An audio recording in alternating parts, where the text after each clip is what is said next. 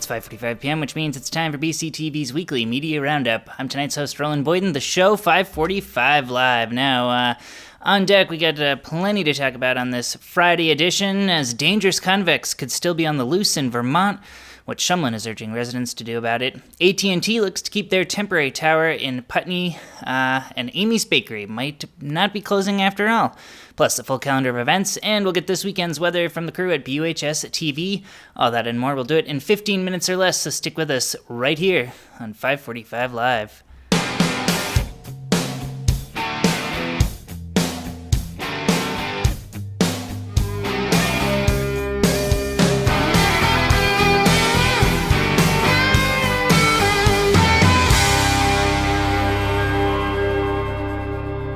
Good morning.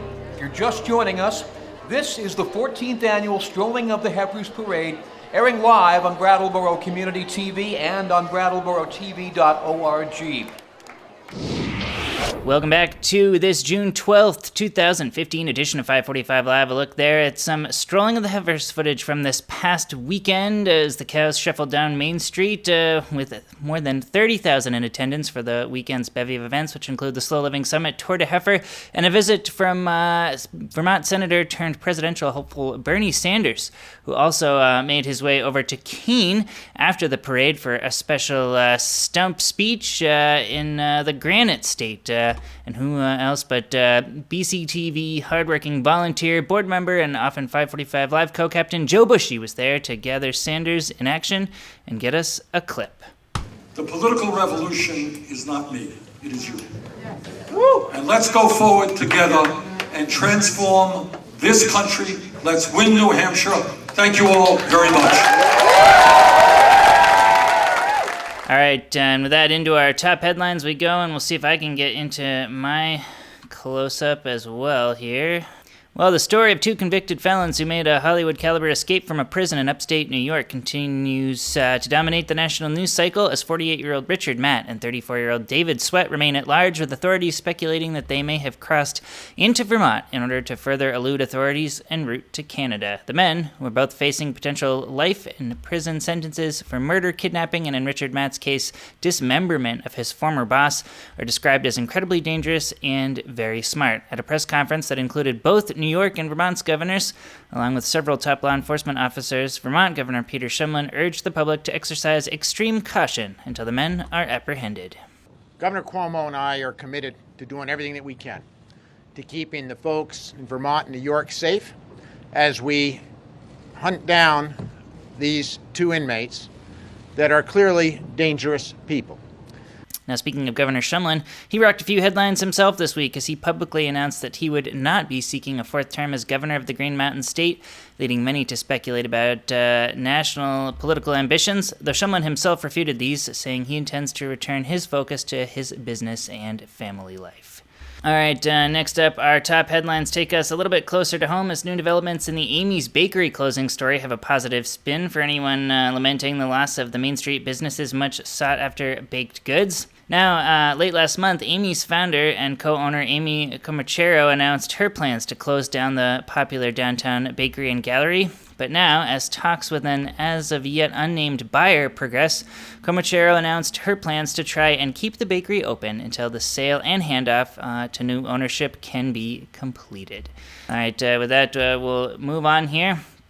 We've been following the real handful of town infrastructure problems that have landed at the doorstep of Brattleboro's Department of Public Works this past year, with a series of VTrans grant denials putting road and bridge problems in the town squarely on the shoulders of the municipality's capital budget, something that's made repairs to areas like the crumbling Grain Street retaining wall overlooking Harmony parking lot or dilapidated Elliott Street Bridge slow going. But as we head back into the newsroom, this week DPW got the chance to announce a big win for them, as construction on changes to the intersection of Union Hill and Western Ave were completed, reopening the Union Hill Road and bringing with those changes some major safety improvements for pedestrians attempting to traverse the intersection, upgrades to the sidewalk, and infrastructure laid to eventually add a 4-foot bike path to the intersection as well. Now, for more hardworking BCTV volunteer Maria Dominguez stepped out with members of DPW to take a look at the intersection and its upgrades. Might be Now we have a nice loamed and seated area with some erosion control mats, and we have the sidewalk done as well. As you can see, it's a really big change from what used to be here. The intersection is quite a bit narrower, and cars have to really slow down and make a really intentional turn down Union Hill. This makes a much safer crossing across Union Hill.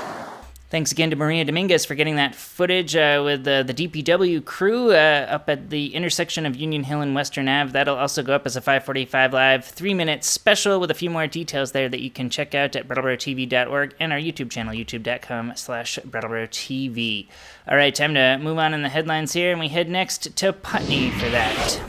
Where the communications giant AT&T is petitioning the Public Service Board for an extension on their permit for the temporary cell tower currently housed near Basketville in downtown Putney, after delays on their permanent tower construction on Shagbark Hill have left the company up against a wall when it comes to maintaining coverage.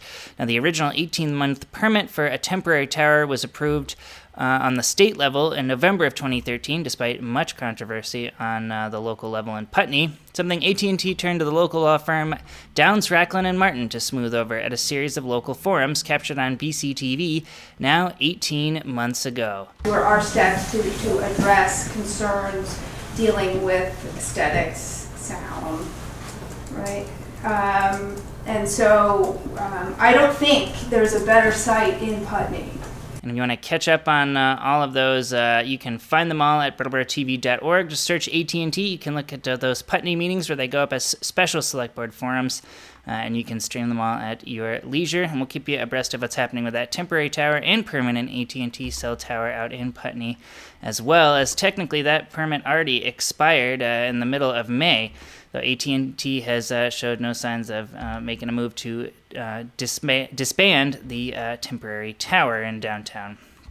All right, with that, time to roll into our calendar. This is all sponsored by the Brattleboro Savings and Loan, as their generous contributions to BCTV each year help fund our weekly look at upcoming events. And we'll start tomorrow just across the street, as from 10 a.m. to 1 p.m. on the third floor of the library, kids ages 1 to 12 are urged to come out for Brooks Memorial Library's Superhero Saturday, an all-out blast of an event to help encourage sign-ups for the library's annual summer reading program, which is set against the backdrop of a superhero theme this year, with tomorrow's event featuring a superhero training obstacle course, cape making, face painting, and even a green screen flying experience, courtesy of BCTV and yours truly. Now, for more on the day of action, we spoke with the library's Paige Martin. Tomorrow is the Superhero Saturday event, and we'll be doing cape making in the other room and face painting, and we'll also have an obstacle course, kind of like a superhero academy training. It'll be really good. Again, Superhero Saturday at the library starts at 10 a.m. and runs to 1 p.m., although it's worth noting that the library will be open until 2, its regular time, but 10 to 1 is the time for the Superhero Saturday event. Sign up for the summer reading program and check out all that cool stuff, including an obstacle course, green screen flying, face painting, cape making, and much more. All right, we'll move on in the calendar now and head south to Guilford. As this Saturday at the Guilford Community Church from 6:30 to 8 p.m., the Friends of Music at Guilford present their 49th season finale, a cappella a la carte. Now, the evening features an all-community potluck dinner where you can bring an entree, salad, side dish, or dessert to share.